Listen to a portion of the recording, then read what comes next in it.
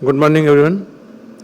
As we see, the theme is 2047 Viksit Bharat, and 2047 is, as Sharma sir told, is exactly 100 years after the independence.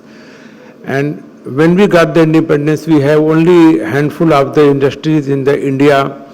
As we read, even needle was imported at that point of time, and then the country thought that we have to bring government money to the industry because the capital was not there. So we started with SAIL, BHEL, and so many things. Coming from power sector, I will focus on power only. So as we see that every day we are reading that country is making a new power demand to 260 gigawatt, 265. Now we have reached 270 gigawatt. So the power PSUs have played a very, very pivotal role in meeting this demand, and now we have reached a level when the power cut is a thing of past. Country can supply power 24/7. It is for the states or discom whether they want to buy or not. We have abundant power available in power exchange, and the way India has become leader in renewable power, especially solar and wind. The role of PSU cannot be underestimated.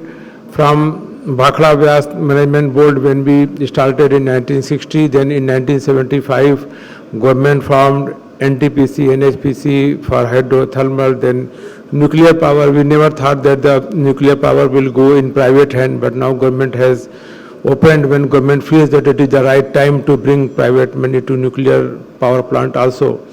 So I think the role of PSU is not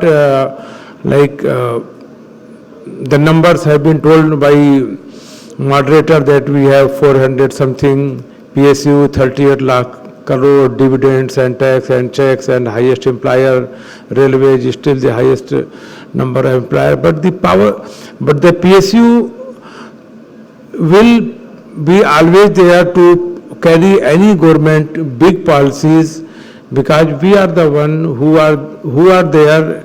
Pan India profit is not our motive, and our procurement policies and everything is governed by the government. Only thing is that the PSUs need to be commercially viable. The things of getting government money is very, very difficult. So the number of PSUs will be coming down every year from 400. We may become 300. We may become 200. But when we talk of the national schemes like from EESL distributed LED lamp, then we change the street lamps. We are the first one who brought electrical vehicles in the country when Tatas and Mahindra were not very sure that whether EV has a future in the country or not. EESL aggregated the demand. We came with a tender of 10,000 EV vehicles, and then the EV manufacturing started. Now we are same thing we are doing with e-buses, and when I go to the e-buses manufacturers, they are telling us that we are putting this plant only for EESL tendered PM e-bus services. So much confidence even the private investors have in the PSU procurement policies and the continuity of the business. Having said that, I have worked most part of my time in power grid. For 1 year I have been heading EESL. So I believe that even if we see private sector, the PSUs have given the leadership to the private parties also. When we meet any private big companies, so they very proudly tell that, sir, I am ex-SAIL, I am ex-BHEL when they come to us. So I think this is also a very important thing which PSUs have done, that they are providing leadership, experience and mature people to the private companies.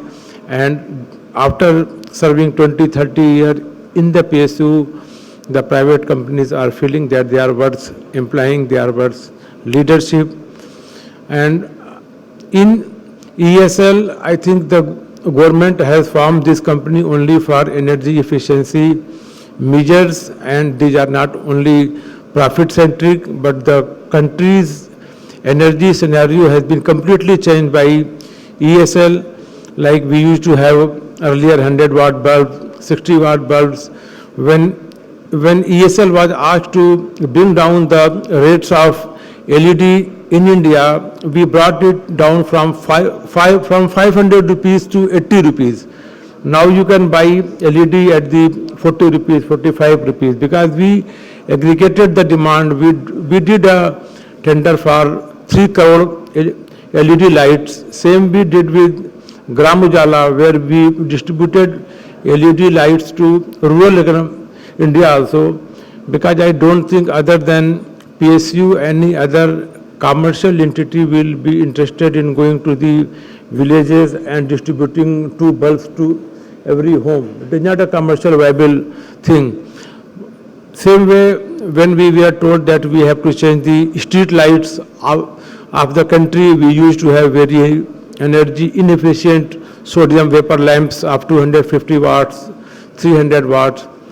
EESL changed the entire street lights with LED lights under street light national program, and now the same lights have been replaced by 70 watt, 35 watt LEDs. So that was the time when the country was having the power cuts.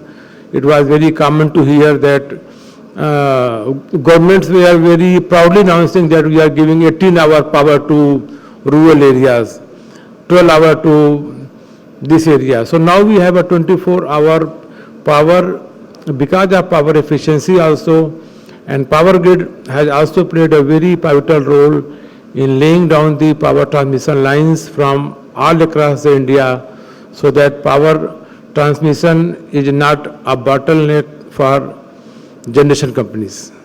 So I think PSUs will be a very interesting field to watch in 2047, that how many of them are the part of Viksit Bharat, and I am sure that we will have a very significant contribution from PSUs in Viksit Bharat. Thank you, everyone.